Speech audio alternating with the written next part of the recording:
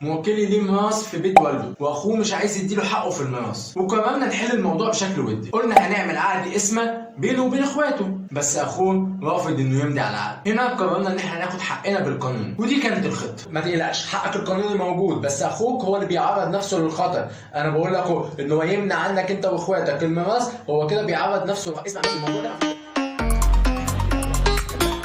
وفي الاخر القاضي هيحكم عليه بغرامه من 20,000 ل 100,000، او ممكن يديله حبس 6 شهور.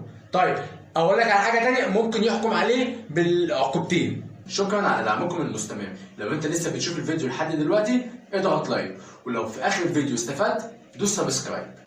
سنة 2017 صدر قانون 219. ده القانون ده معدل لقانون المواريث سنة 43.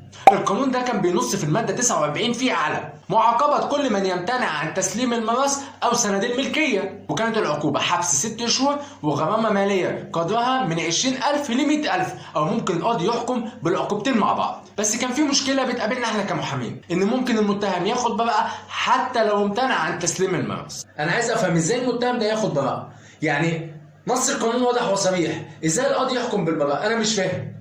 ويقول لي في اسباب الحكم اصل انت ما قدمتش حكم فرز وتجنيب. ماشي، فرز وتجنيب دي قضيه لوحدها، لو انا رفعتها في المحكمه هاخد لي فيها 3 سنين. موكل العزيز اكيد في حل.